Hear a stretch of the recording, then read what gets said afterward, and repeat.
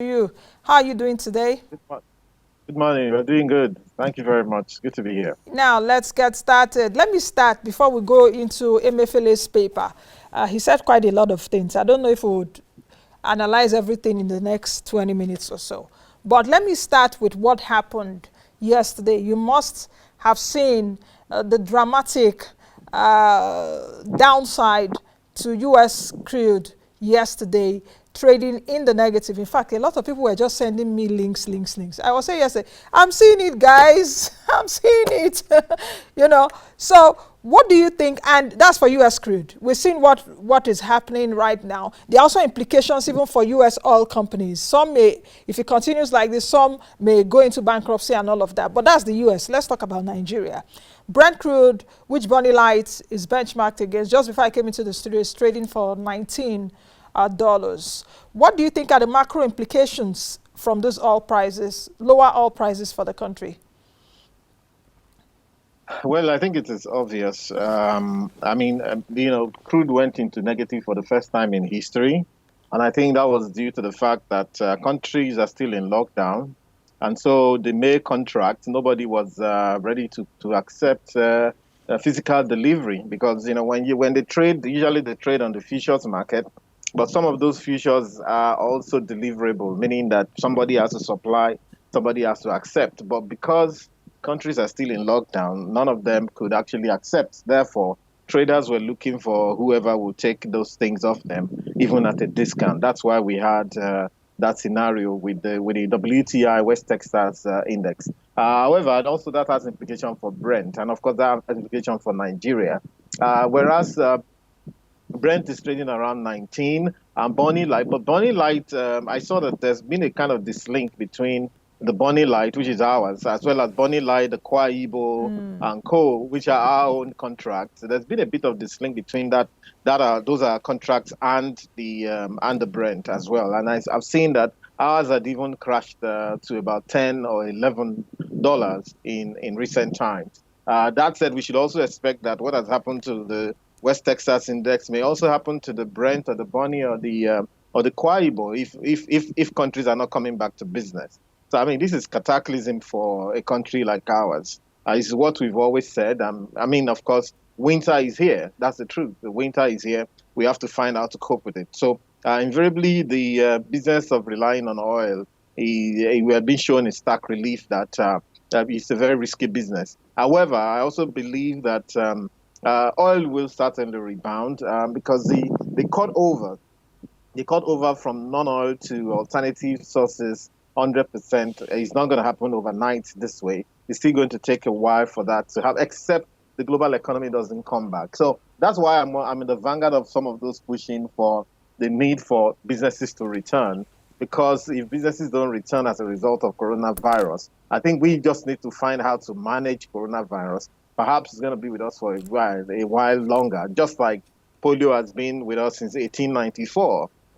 So it may be something we need to manage year in, year out. The model, the strategy of expecting that all of a sudden 7 billion people will be vaccinated and corona will disappear from the world, I think is a bit utopian. I think is a bit unachievable. Equally, the Spanish flu, the common flu, all of those things are still with us today. So essentially speaking, that's the scenario right now. It has tremendous negative implications for Nigeria. If we haven't got the memo, I think by now we should actually get the memo. Okay, that's good that you said it. For us to get the memo, I think they've gotten the memo. But what to do with the memo is the other issue. Yes, so everybody has gotten the memo. It's how to reply the memo now. And what is inside the memo that counts. You understand what I'm saying? Just like my last guest said, that hoping that we will not be distracted when oil price magically returns to 50, 60 US dollars, then we'll do business as usual. We start going to our Owambe and start partying again. But this time is a time for us to think. How long do you think this will last? To what extent? Well. It depends. Okay. Luckily speaking, a number of the economies in Europe, they are trying to come back. Some of the states in the U.S., Florida, Hawaii, some of them are trying to really come back. and find a way where they can manage the coronavirus so that it doesn't spread too badly and so on. Ghana reopened yesterday, Monday, at least for most of their businesses, the small businesses and so on. And I think that's the kind of thinking that countries have to have. For as long as that doesn't happen, this is going to remain down. What part of the rhetoric I've seen so far is that economies should be locked down until November. I think that's going to be really devastating. So, but luckily, I don't think that's going to work. So maybe by mid-May to early June, many of the economies will come back. And I also believe that Nigerian economy should come back as quickly as possible. Because again, I mean, here we are. We're being buffeted on several fronts. Crude oil is doing almost zero. It doesn't make sense for companies to produce in Nigeria anymore. We still have to import refined fuel for our petrol and diesel and all of that. Nobody is collecting any money. Nobody is collecting any revenue for the Nigerian government, FAAN, MPA. All of those guys are sleeping right now. FRS, all of those guys are sleeping. So the earlier economies come back, the better for us. That's the length of time we're going to have to reply this memo. However, I don't think if I've been on your show of late, but some of my ideas have been a bit radical on this. From day one, I believe that, look, we shouldn't let the crisis waste. I wrote an article in Premium Times and Daily Trust and all of that on that this crisis must not go to waste. Now, I'm not sure Nigerian people are ready to hold Nigerian governments and subsequent ones responsible in a way that we should. I think we may still have a scenario where those who are closest to the revenue simply just divert the revenue and sort themselves out, as it's always been. But by every means, things have to change going forward. And now I must also say that, contrary to some other ideologies, I think we could see very clearly that economic diversification is actually very intricately linked with economic self-sufficiency. All right. So, for example, now, why do we have to continue importing fuel? Because we don't have refineries. So why don't we have refineries? Because we've never quite thought about a day like this where, even to buy refined fuel now will be a big problem because nobody is selling. Global logistics has, basically screwed up. Ships aren't moving and all of that. So it's going to be a major, major crisis if we're not careful. But so we have seen it now that economic diversification is about self-sufficiency as much as possible. You need to try to be self-sufficient to a certain extent before you start to play the globalization game. But we left that and we thought that we were globalized. All of a sudden now we've been exposed, on both ends, in the things we sell, in the things we even need to buy. We can't even get both. Okay. So let me bring you in here. Let me bring in what the central bank governor, the paper he authored, 27-page document. And I'm taking from page 6, where he said, what if these restrictions become the new normal? What if the COVID-19 pandemic continues in a second wave or another pandemic, which I think the WHO, I think I was listening yesterday, said that this thing will remain with us for much longer. He did also say, what if we cannot seek medical care outside? And outside Nigeria must rely on local hospitals and medical professionals here. He did raise a lot of salient questions. If, for example, did say that Indonesia earned $12.6 billion from its oil and gas sector, but $18.4 billion from palm oil, crude palm oil, the same palm oil I always analyze here, that sells for, I think, over $2,300 a metric ton. So what do you think? With Emefiele being part of governments too? No, he's not. He's saying the right things, actually. Okay, but these are things that we ought to have known. And by all means, all of those things are true. I also did a bit of research on palm oil during my campaigns, if you remember. And that was when I just made that discovery that, wow, this palm oil is 4 times more expensive than crude oil was at $50, So, and palm oil is what we have here. What amount of government incentive is going into the production of palm oil? For example, if you go to Edo State, Delta State, you see how crude those women who process the palm oil still go on top of the palm oil and, match them the way they do and all of that. So to a large extent, I think it's an eye-opener for everybody that something must change. And again, like you rightly said, even in our pharmaceutical sector and all of that, we are actually now seeing the need for us to step up to bring in our own, if you like, local remedies. I think part of the reasons why we've had a considerably low devastation rate on this COVID is because the way we treat our flu is different from how they treat their flu out there. I believe strongly that we could have a few thousands of people who have been affected by this in this country right now, in a country where we don't understand all this thing about social distancing and all of that. A number of people have escaped through the cracks and have infected a lot of other people, but we're not hearing that a whole community is dying overnight or whatever, as against what some people are expecting some quarters. Perhaps we are not Our also people hearing are it not because dying, of data, and people... we are not testing as many as No. possible. We are not testing as many as possible, but we will know if our people were just merely dying in the droves like that. It will be obvious that something is happening somewhere, but it's not happening. In fact, you know that, of course, some people have predicted that 45 million Nigerians will die, which we know that would happen. But because, again, we have to, like you said, we have to throw everything we have at it. We have to believe in what we have locally. We have to also leverage on our local intelligence, our local productivity. This is the time to do that.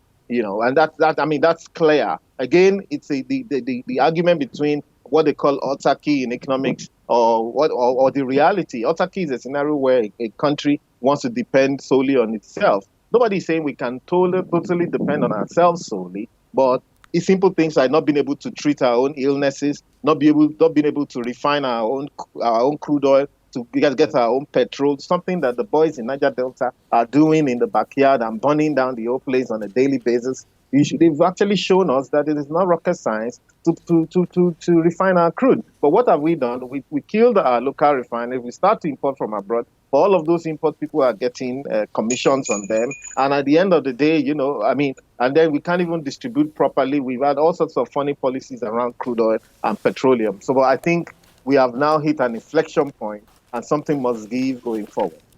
Now, in the midst of all of this, because just like I said earlier, it's a 27-page paper by Godwin Emefiele, the central bank governor. He raised a lot of issues here: medium-term policies, 0 to 3 months, those we need to do in 12 months, and those we need to do on the long term. But I want to just take a few, because we just have a few minutes to 12.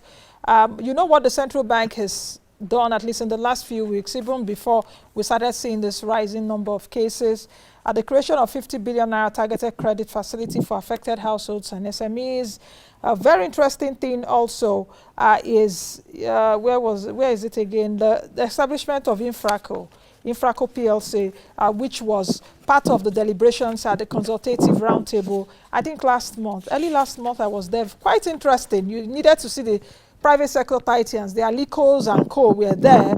They were there till about 6, and I heard them say that. And it's also reflected here. How do you think we can really achieve this in the midst of poor governance? I chose my words carefully. Yeah, basically, I think that the central bank has done quite a bit, and I think they are one of the few people that are moving on the ground, intellectually speaking, and in terms of tangibles. The 50 billion that's been disbursed through the Cnslt microfinance, and quite a number of people applied, and that may be the saving grace for a lot of people. One of the things, from the point of view of economics, one of the things I would say, however controversial it may be, number one, let's look away from inflation. Inflation will hit us whether we like it or not, either from the supply side, in terms of people marking up their goods. Even if you go to the market, food, look, let me tell you, the other time I was in the market, and I like to go to the market from time to time, and the guy selling the meat said, look, for us to get the meat down here, we paid 4,500 naira bribe to soldiers and police on the road. So they had to mark up what they're selling. So that's, if you check food inflation for the past month, it could be anything in the region of 20-25%, if we are honest with ourselves. So we're going to have inflation coming from supply side. We're going to have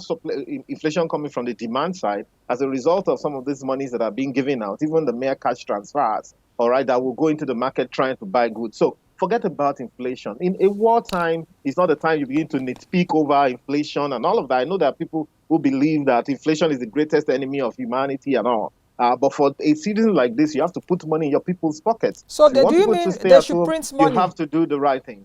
Well, again, I have a slightly different idea to that. I think that we have a good opportunity to raise the war bond. Okay, so you see what the central bank governor has done is a movement towards that. Infraco I think they're trying to raise about 15 billion or so or thereabout. I have an opinion that we could actually go for about 20 trillion naira local war bond, and I can begin to see the people that can buy the bonds. That, this will be targeted, first of all, at domestic, local investors. And there are people who are cash liquid in this country. So when you're actually raising the money from people, all right, and it's an accountable kind of fundraising, it's much better than merely printing to spend.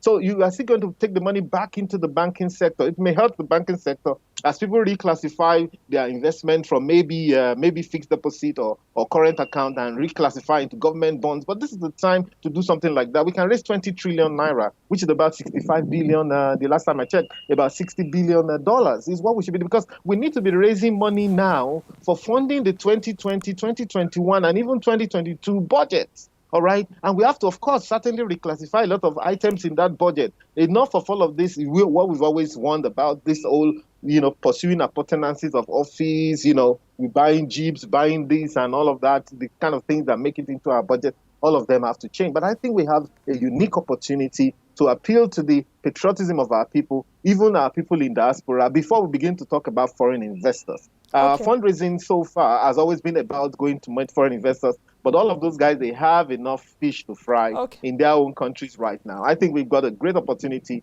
to do something big. I want the central bank and all the other people around them to think big. This is an opportunity for us. This crisis must not go to waste. I think we'll leave it at that. So many issues to talk about, and I'll continue to speak to you in days to come, because here on the program, it's about looking at how this will pan out. As all of us are staying at home too, there's also a stay-at-home economy, which I will need to look at in days to come. But Tope Fasua, thank you for speaking with me this morning.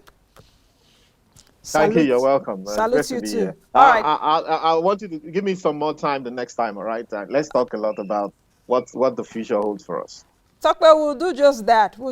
I had to talk about a lot of, I'm carrying a lot of issues on my head right now, so I need to apportion time, yes, to all of them. Okay. All right, thank you very much. Thanks. I've been speaking with Tope Fasua, the Chief Executive Officer of Global Analytics. We've been looking at the economics of the pandemic.